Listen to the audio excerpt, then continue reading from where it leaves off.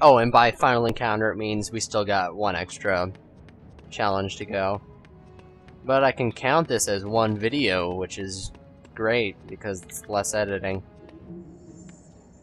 But here comes some carnival games. Oh no! The exit is blocked by magical fire. Looks like you have to choose the right potion. Be careful, Harry. It could be poison. This one looks like it will help us through the fire. Watch closely and keep your eye on the correct potion. Then choose wisely. Alright. The way the potion's supposed to work is there's supposed to be one that allows you to go through the black fire, and one that allows you to go back through the pink fire. Here it goes again. And then there's like 3 alcohols and then 1 poison. Thank you, frame rate, for making this even slower than it already is. But they're just having one that allows you to go through both. It's front middle. Alright, number 3, let's go. This is where Hermione starts complaining. It's even faster this time. Yes, Hermione, thank you. I don't remember the specifics because I haven't read the book in a while. It's in the same place.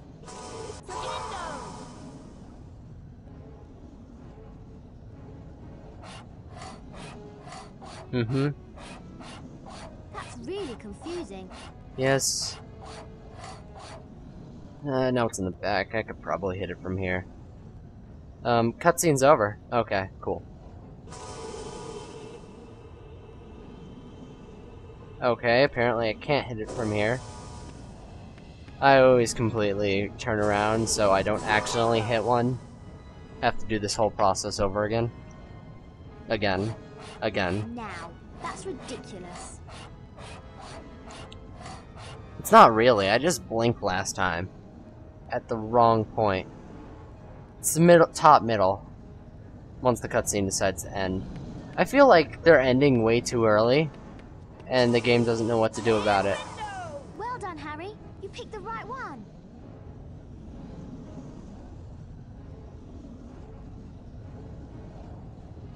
You've got to find Snape on your own. I'll go back and help Ron. Good luck, Harry. Apparently, drinking that potion makes that fire disappear for some reason, but allows us to walk through this fire. Alright, so here's a chest, but it's not actually beans, it's frogs, which is good. At least it's not wasting our time or anything. And it's our last save point, but not before the spoilers.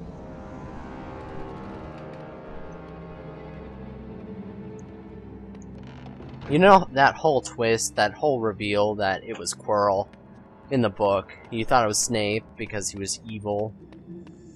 Quote-unquote evil. Throughout the whole book, everyone hated him, you know. And then we got Quirrell, which, you know, they're going to point out that he's the least likely subject because of his fraidy-catness. And it's Quirrell.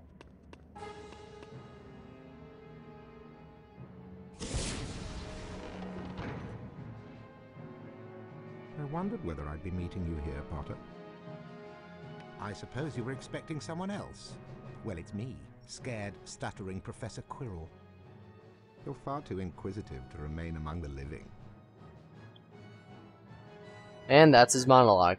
Alright, so apparently he doesn't feel like doing anything right now.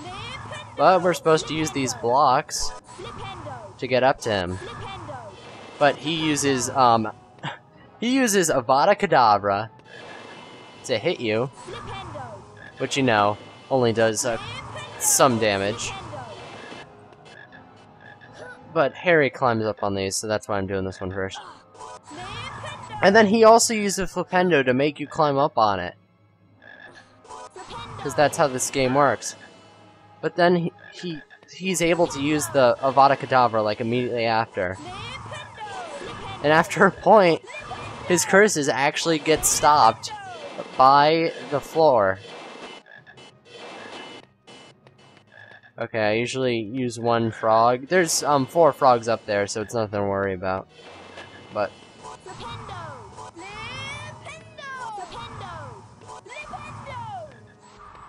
Flipendo! but he's able to use Flipendo, which is the most annoying thing ever. Flipendo! Flipendo! That's what really pisses me off about this part. That it's already, you know, challenging enough to stay behind the box, but then he uses Flipendo to push it back, but they didn't take the time to just program, you know, if he pushes it back, you don't get caught up by it. Oh yeah, once you get to this point, he just sort of gives up, and he just sort of walks away. Curses, Potter! You will not succeed again. I'll walk off into the other room instead of just killing you!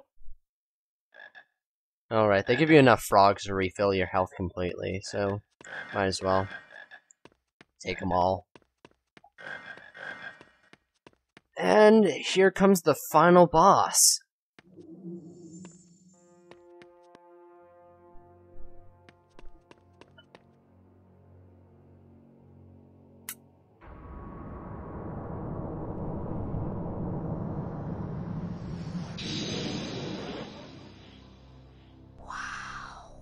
He has the stone. Give me the stone. Let me speak to him face to face. Master, you're not strong enough. I have strength enough for this.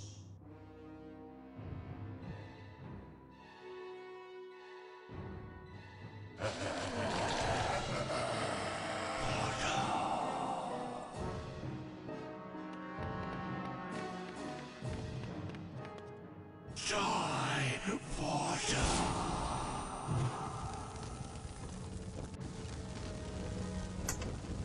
So it's Voldemort. And for some reason... Thank you, Harry, for telling me I can cast Flipendo to knock down the pillars. So I'm going to do that. I just have to wait for Voldemort to be in the right place. Alright. You have to hit the pillars twice. Alright, for some reason... For some reason, Voldemort completely twist around his head, instead of just having it on the back of his head, of Quirrell's head. He completely twists it around, which is sort of creepy. And, you know, impossible.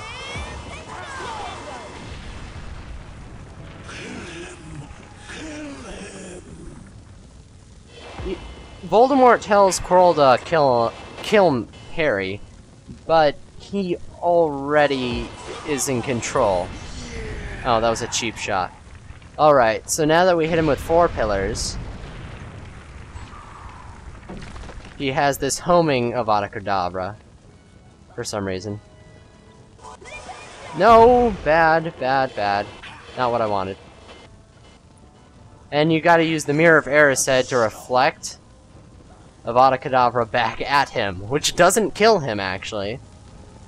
Just slightly maims him. But the way the mirror rotates is pretty random, but, you know, as long as you have these pillars, and you don't use them to just defend yourself from rapid fire Avada Kedavra, you should be fine. This boss fight can be really annoying if you really suck or don't know what's going on, but once you know the pattern, it's too easy. And especially since they didn't take the time to program just standing still when using spells during fights. Instead of sidling, you just slide across the ground, which is pretty funny. But yeah, happy 4th of July. And hello, I walked in from nowhere.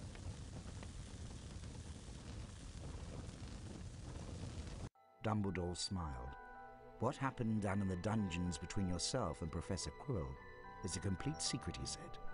So naturally, the whole school knows. The stone had been destroyed, but Harry remained fearful that its loss would not prevent Lord Voldemort's return. Dumbledore nodded, sharing his concern. Nevertheless, Harry, if our battles do no more than slow Voldemort's return, with luck he may never regain his power at all. So the stone's gone, said Ron finally. Harry nodded and wished it good riddance. Then Ron produced a brand new famous witches and wizards card from his robes and handed it to Harry. You've got the whole set now, Harry, Ron said. Harry was stunned. Harry made his way down to the end of the year feast alone that night. The great hall was decked out in green and silver to celebrate Slytherin winning the House Cup. When Harry entered, there was a sudden hush.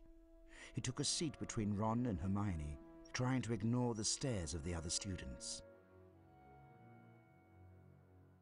The House Cup, announced Dumbledore, is awarded to the team with the most house points. At the moment, that would seem to be Slytherin. A storm of cheering and stamping broke out from the Slytherin table. However, continued Dumbledore, in recognition of Mr. Harry Potter's pure nerve and outstanding courage, I award Gryffindor 60 points. Harry's table erupted with cheers and applause.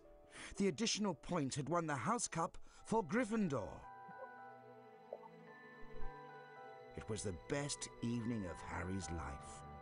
Better than winning at Quidditch or Christmas or knocking out mountain trolls.